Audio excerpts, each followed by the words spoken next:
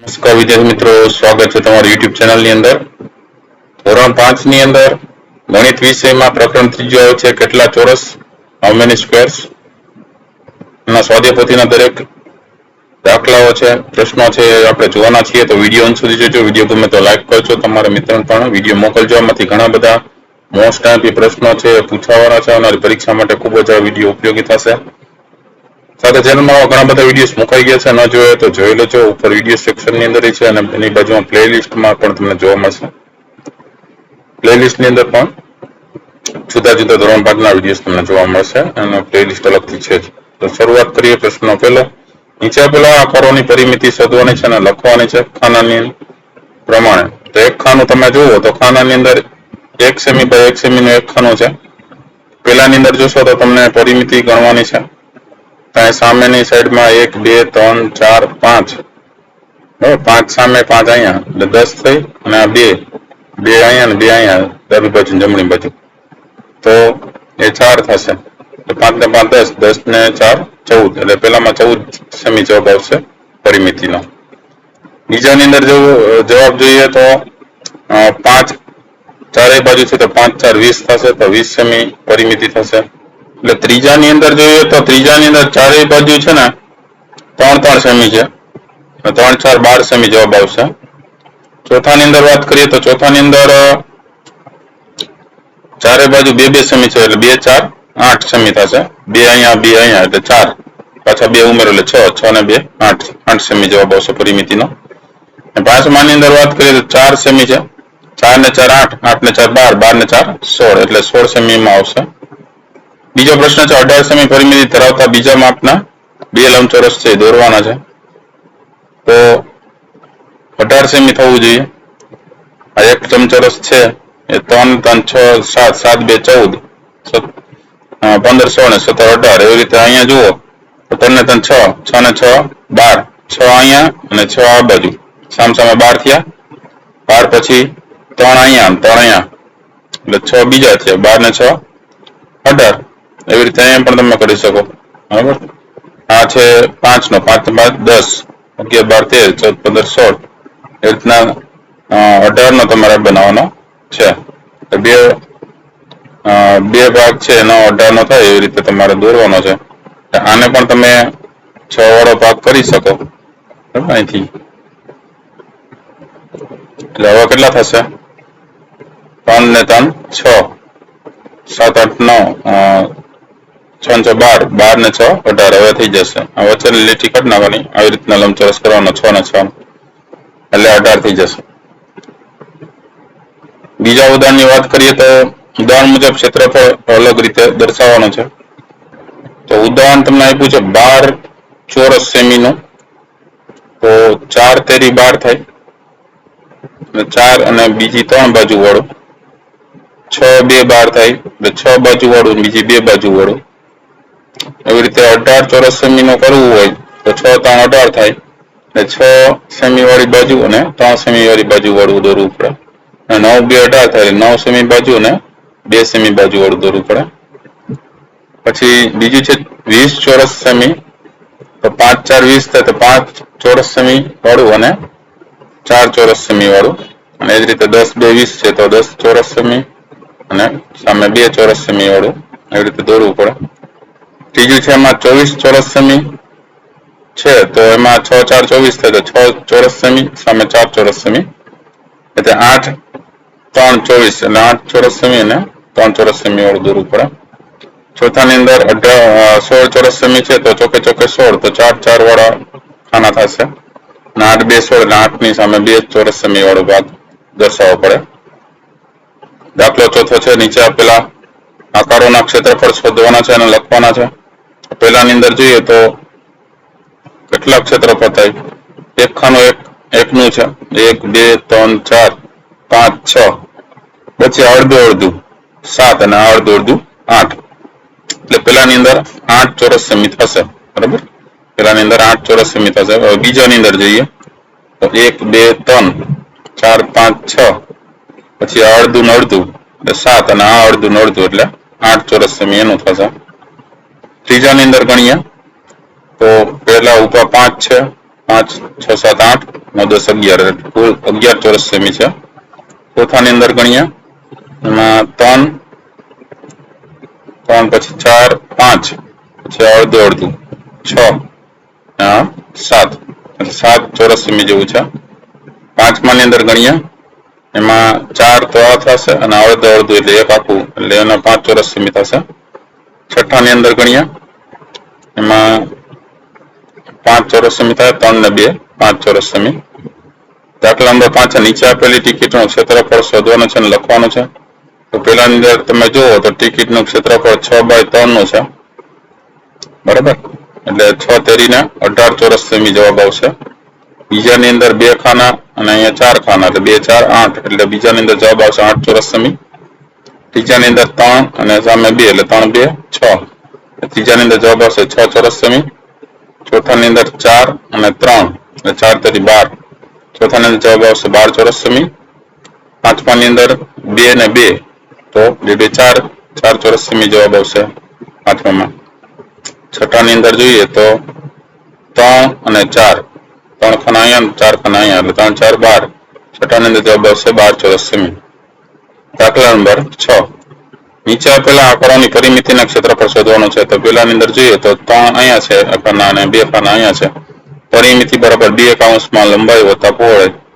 તો 2 કૌંસમાં લંબાઈ 3 વત્તા પહોળાઈ 2 એટલે 3 વત્તા 2 કરો તો 5 5 ગુણ્યા 2 એટલે 10 સેમી થાય પરિમિતિ. ક્ષેત્રફળ એટલે લંબાઈ ગુણ્યા પહોળાઈ. તો લંબાઈ 3 પહોળાઈ 2 એટલે 3 2 6 સેમી જેટલી 6 ચોરસ સેમી જેટલું બરાબર ક્ષેત્રફળ થશે. એટલે 10 સેમી પરિમિતિ ક્ષેત્રફળ 6 ચોરસ સેમી. એ જ રીતે બીજાની અંદર 6 ખાના અહીંયા છે 4 ખાના અહીંયા છે. તો પરિમિતિ જોઈએ તો 6 ને 6 12 12 ને 4 16 16 ને 4 20 20 સેમી પરિમિતિ થાય. ક્ષેત્રફળ જોઈએ તો 6 4 24 24 ચોરસ સેમી જવાબ આવશે. ત્રીજાની અંદર જોઈએ તો 4 બાજુ છે એટલે ચોકે ચોકે 16 સેમી પરિમિતિ અને 16 સેમી ચોરસ 16 ચોરસ સેમી ક્ષેત્રફળ થઈ જશે. ચોથાની અંદર જોઈએ તો 4 ને 4 8 8 9 10 11 12 13 14 14 સેમી પરિમિતિ થશે અને 4 તેરી 12 એટલે 12 ચોરસ સેમી ક્ષેત્રફળ થશે. પાંચમાની અંદર જોઈએ તો 4 સામે બાજુ છે એટલે 8 8 ને 2 10 10 ને 2 12 એટલે 12 સેમી પરિમિતિ થશે અને ક્ષેત્રફળ 4 2 8 એટલે 8 ચોરસ સેમી ક્ષેત્રફળ થશે. છઠ્ઠાની અંદર જોઈએ તો પરિમિતિ પ્રમાણે 6 ને 6 12 13 14 15 16 સેમી પરિમિતિ થશે અને ક્ષેત્રફળની વાત કરીએ તો 6 2 12 ચોરસ સેમી ક્ષેત્રફળ થશે. સાતમાની અંદર વાત કરીએ તો 4 થી 12 ચોરસ સેમી ક્ષેત્રફળ થશે અને પરિમિતિ 4 ને 4 8 8 9 10 11 12 14 એટલે 14 સેમી પરિમિતિ થશે. આઠમાની અંદર 8 5 10 10 ને 6 16 પરિમિતિ થશે અને ક્ષેત્રફળ 5 તેરી 15 15 ચોરસ સેમી ક્ષેત્રફળ થશે. દાખલા નંબર 7 નીચેના આકારોનો ક્ષેત્રફળ શોધવાનો છે.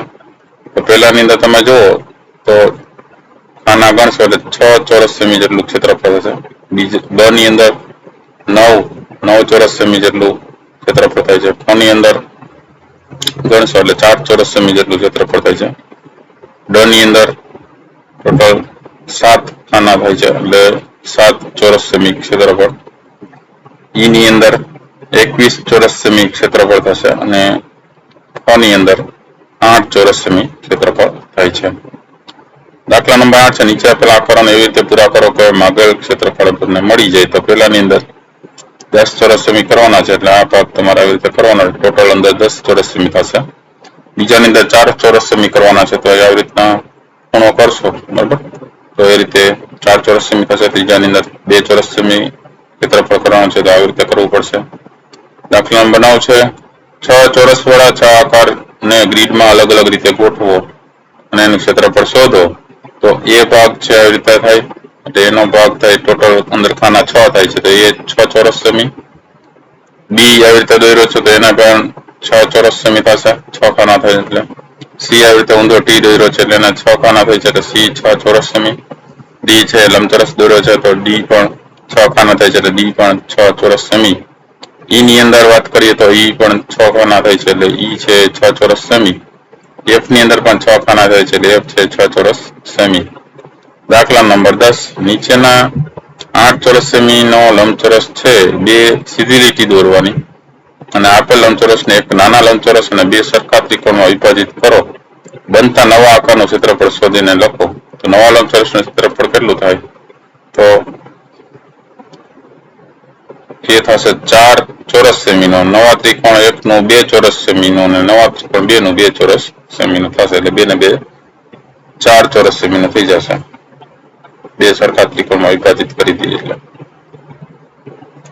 11મો દાખલો છે નીચેના માંથી કોની પરિમિતિ વધારે છે તો જેનો ભાગ વધારે છે ફરતી બાજુ એ વધારે કહેવાય આની અંદર ટેબલ છે તો ટેબલનો ભાગ વધારે એટલે પરિમિતિ વધારે હોય કોના કરતા પુસ્તક કરતા એટલે જવાબ સાચો થશે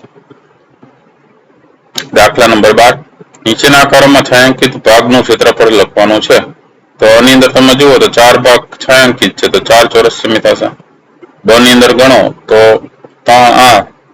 4 ને અડધો એટલે 4.5 ચોરસ સેમી જેટલો ભાગ છાંયાંકિત કરેલો છે 13મો દાખલો છે નીચે આપેલા આકારનું ક્ષેત્રફળ શોધોને લખવાનું છે તો આની અંદર જે આકાર છે એ ખાના ગણશો એટલે 6 ચોરસ સેમી બ ની અંદર ખાના ગણશો એટલે 5 ચોરસ સેમી ક ની અંદર ખાના ગણશો એટલે 4 ચોરસ સેમી છે ડ ની અંદર ખાના ગણશો એ 6 ચોરસ સેમી છે અને ઈ ની અંદર ખાના ગણશો એ 9 ચોરસ સેમી થાય છે પ્રવૃત્તિઓની વાત કરીએ તો શિક્ષક પહેલી પ્રવૃત્તિ છે શિક્ષક વિદ્યાર્થીઓને ક્ષેત્રફળ પરિમિતિનો ખ્યાલ આપીને ભેદ સ્પષ્ટ કરે કે ક્ષેત્રફળ શું છે અને પરિમિતિ શું છે બરાબર છે ક્ષેત્રફળ અંદરનો જે વિસ્તાર છે બધો આવરી લેવાનો છે પરિમિતિ એટલે ફરતી બાજુ છે ફરતી બાજુની લંબાઈ પહોળાઈ જે હોય છે જોવાની હોય છે બીજું છે શિક્ષક વિદ્યાર્થીઓના શાળાના મેદાન અને વિવિધ પશુ પક્ષીઓના પગની છાપના ક્ષેત્રફળ શોધતા શીખવે ત્રીજું છે એમાં નીચેની આકૃતિમાં 4 સરખા ચોરસ જોડાયેલા છે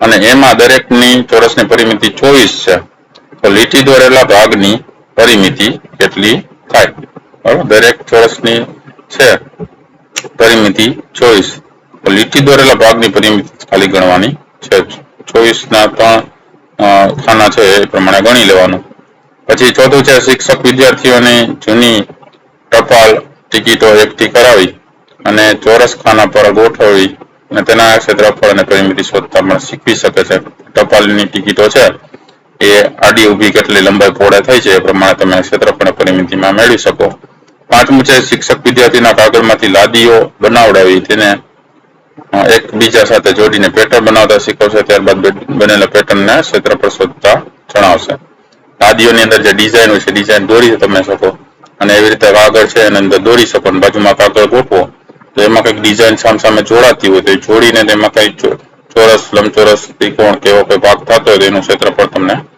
મેળવવા કહી શકે ત્યારબાદ છઠ્ઠું છે શિક્ષક વિદ્યાર્થીઓને નીચે મુજબ બે આકારોમાં લાદીની પેટર્ન બનાવતા શીખવશે ત્યારબાદ તેનું ક્ષેત્રફળ શોધતા બનાવશે તો આવી રીતના તમે કાગળ પર દોરી શકો સામસામે અને એની પેટર્ન જે છે એ સામસામે જોડાતી જાય એટલે લાદીની અંદર આવી રીતે પેટર્ન છે એ જોડાય છે એ પણ ખ્યાલ આવે ચાલો ગૃહ કાર્ય કરીએ પહેલો દાખલો નીચેના આકારોની પરિમિતિ એમાં અ જોઈએ તો 2 સેમી ને 4 સેમી છે પરિમિતિ 4 ને 4 8 8 ને 2 10 ને 2 12 પરિમિતિ 12 સેમી બ ની અંદર વાત કરીએ તો અહીંયા 8 છે સામસામે 9 ને 10 આ 3 વાળા ભાગ છે તો 3 ને 3 6 6 ને આ બે ભાગ થતો હોય અહીંયા બરોબર 6 ને 2 8 ઈ 8 આમે 16 17 18 19 20 21 22 23 24 એટલે કુલ 24 સેમી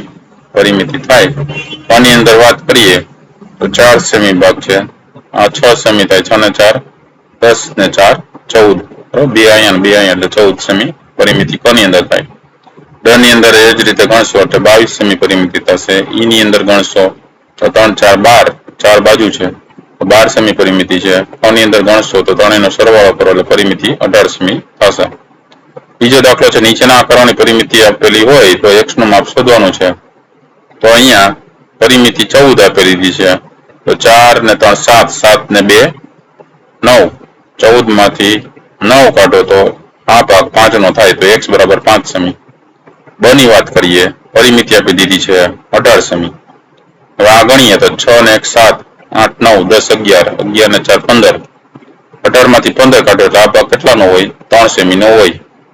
કોની અંદર વાત કરીએ ટોટલ ગણીએ તો 3 ને 4 5 6 7 8 11 માંથી 8 કાઢો એટલે આ ભાગ 3 સેમીનો હોય x વાળો.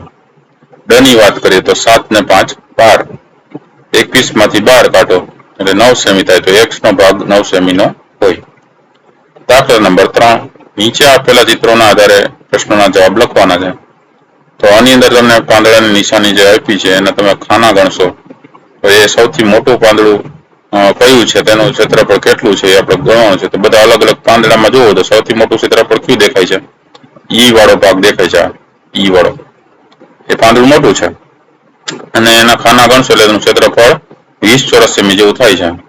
પછી સૌથી નાનું પાંદડું કયું છે તેનું ક્ષેત્રફળ કેટલું છે? સૌથી નાનું પાંદડું કયું છે? ક વાળું. એનું ક્ષેત્રફળ કેટલું છે? એક જ ખાનામાં છે એટલે 1 ચોરસ સેમી છે.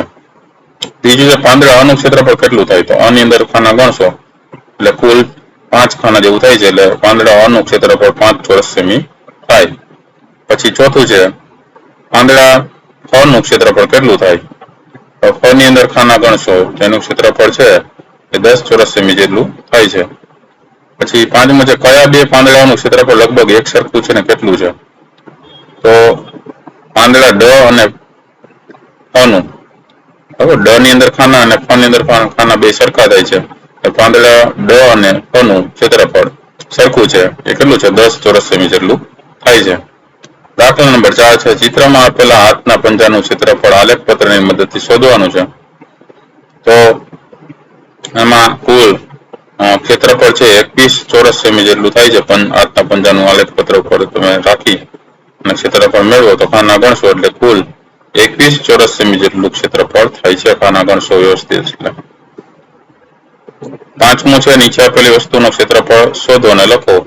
પેલાની અંદર જોઈએ તો ખાના પ્રમાણે 69 ચોરસ સેમી થશે. બીજાની અંદર ખાના પ્રમાણે ગણશો તો 101.5 ચોરસ સેમી જેટલું થશે. ત્રીજાની અંદર ખાના ગણશો તો 28 ચોરસ સેમી. ચોથાની અંદર ખાના ગણશો તો 12 ચોરસ સેમી. છઠ્ઠો પ્રશ્ન નીચેના આકારમાં છાંયાંકિત ભાગનું ક્ષેત્રફળ શોધો અને લખો. પેલાની અંદર ખાનામાં ગણશો તો 20 ચોરસ સેમી જેટલો છાંયાંકિત ભાગ છે. બીજાની અંદર છાંયાંકિત કરેલો ભાગ 10 ચોરસ સેમી જેટલો છે. ત્રીજાની અંદર જે આ છાંયાંકિત કરેલો ભાગ છે એ ગણશો તો 31 ચોરસ સેમી જેટલો છે. અને ચોથાની અંદર છાંયાંકિત કરેલો ભાગ છે એ 22 ચોરસ સેમી જેટલો થાય છે. તો આ હતા અલગ અલગ પ્રશ્નોના જવાબો. વિડીયો ગમ્યો હોય તો લાઈક કરજો અને તમારા મિત્રોને પણ વિડીયો શેર કરજો. સાથે ચેનલને સબસ્ક્રાઇબ ન કરી હોય તો ચેનલને સબસ્ક્રાઇબ કરી લેજો. નવા વિડીયો ચેનલ પર મુકાતા રહેતા હોય છે. ફરી પાછા નવા વિડીયો સાથે મળીએ. ન જોયેલા વિડીયો જોતા રહેજો. જ્ઞાનમાં વધારો કરતા રહેજો. Thank you very much and take care.